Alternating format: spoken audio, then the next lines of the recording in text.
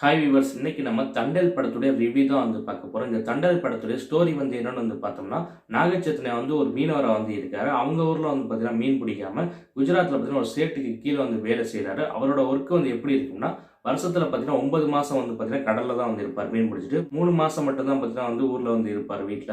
இது வந்து ஹீரோயினான சாய் பல்லவிக்கு வந்து பிடிக்கல. அதனால நாகச்சைத்தன்யா வந்து வேற ஒர்க் பாரு, இந்த வேலைக்கு போகாதுன்னு வந்து சொல்றாங்க. ஆனா அவர் வந்து கேட்க மாட்றாரு. அவர் தான் பார்த்தீங்கன்னா மீனவ கூட்டத்துக்கே பார்த்தீங்கன்னா தலைவனா வந்திருக்காரு. அதனால வந்து பார்த்தீங்கன்னா இவங்க சொல்றதையும் கேட்காம பார்த்தீங்கன்னா அவர் வந்து கடலுக்கு வந்து போயிடுறாரு. அப்படி போறப்போ வந்து பார்த்தீங்கன்னா அங்கே ஒரு இன்சிடென்ட் வந்து நடக்குது. அதுக்கப்புறம் என்னெல்லாம் ஆச்சு அதுதான் பார்த்தீங்கன்னா இந்த தண்டல் படத்துடைய ஸ்டோரி. இந்த தண்டல் படத்தோட ஸ்டோரி வந்து பார்த்தீங்கன்னா ஒரு சூப்பரான ஸ்டோரி. இதை வந்து ஒழுங்கா வந்து எக்ஸிக்யூட் பண்ணியிருந்தா இது ஒரு தரமான படமா வந்து வந்திருக்கும். அதை இவங்க வந்து பண்ணியிருக்காங்களான்னு வந்து கேட்டீங்கன்னா கண்டிப்பா பண்ணாலும் தான் நான் வந்து சொல்லுவேன். ரொம்ப பார்த்தீங்கன்னா சுமாரான ரைட்டிங் வந்து சொல்லுவேன். ஸ்கிரீன் பிளே வந்து கொஞ்சம் கூட இந்த படத்துல வந்து எங்கேஜிங்காகவே வந்து இல்லை.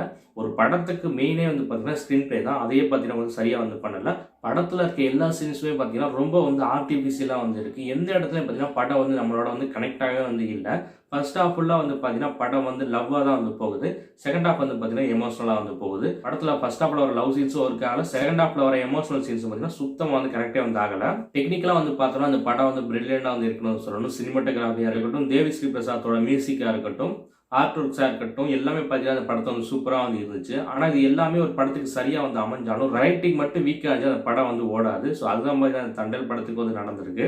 நாகச்சைத்தன்யா, சாய் பல்லவி 2 பேருமே பார்த்தீங்கன்னா அவங்களோட பெர்ஃபார்மன்ஸ் வந்து சூப்பராக வந்து கொடுத்துருந்தாங்க. அடிராம் நாராயணன் வந்து ஒரு கேரக்டர் வந்து பண்ணியிருக்காரு. அவரும் பார்த்தீங்கன்னா பெர்ஃபார்மன்ஸ் வந்து சூப்பராக வந்து கொடுத்துருக்காரு. படத்துல ஒரு 4 சீனாச்சும் வந்து நல்லா இருக்கணும். அப்படி இந்த படத்துல ஒரு சீன் கூட எந்த இடத்துலையும் பார்த்தீங்கன்னா நல்லா வந்து இல்லை. அது வந்து இந்த படத்துக்கு பார்த்தீங்கன்னா பெரிய மைனஸ் நான் வந்து சொல்லுவேன்.